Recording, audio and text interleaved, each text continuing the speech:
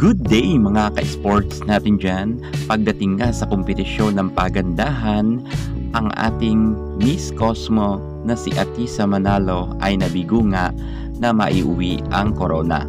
Gayunpaman, nakapasok siya sa Final 10. Hindi man siya nakapasok sa Final 5 ay proud pa rin tayo sa narating ni Atisa Manalo. Ngunit alam nyo ba na meron kakaibang napansin ang karamihan? Dahil alam nyo, meron talagang naglaglag kay Atisa Manalo na isang judges. Kitang-kita kasi natin na talagang meron isang judge na pabulong-bulong doon sa katabing judge. Sino kaya ito? Kitang-kita naman natin kung gaano kagaling ang performance ng ating Atisa Manalo at talagang todo bigay ang kanyang pagrampa. Kahit nga sa swimsuit competition ay talagang nadala niya ng maayos. Pero meron talagang isang judge na mukhang nilaglag si Atisa dahil hindi niya nga ito gusto. At medyo nakasimangot pa nga siya pag nakakagip siya ng camera kapag si Atisa Manalo na ang humarampa. Alamin natin ang buong detalye, kaya panoorin nyo ang ating vlog hanggang sa dulo.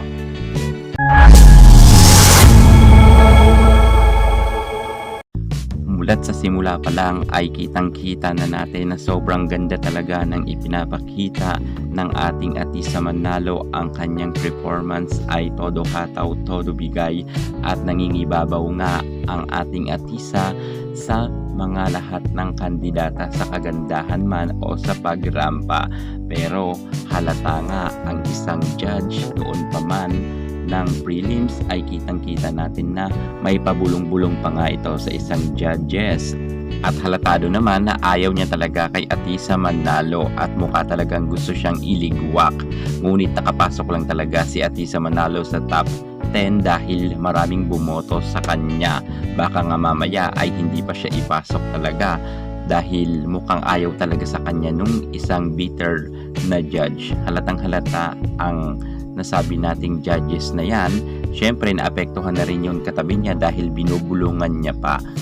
Para sa akin ay malaki ang laban sana ni Atisa Manalo na makuha ang corona kung nakapasok siya sa top 5. Ngunit alam natin na ang isang judge sa kanila ay binagsak ng todo ang score niya para kay Atisa Manalo. Parang nga ma-sure nila na hindi makapasok ito sa top 5 dahil alam nila na kapag nakapasok ang ating Atisa, sure tayo na siya na ang mananalo. Gayunpaman hindi man siya pinalad at ayaw siya nung isang judge at may pabulong-bulong pa doon sa isang judges.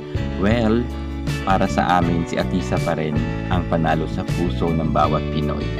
Bata pa naman to si Atisa Manalo at pwede pa siya mag-join ulit sa Binibining Pilipinas man or kahit sa ano pa mang competition na gustuhin niya. Good luck kay Atisa at congratulations, proud pa rin kami sa iyong narating.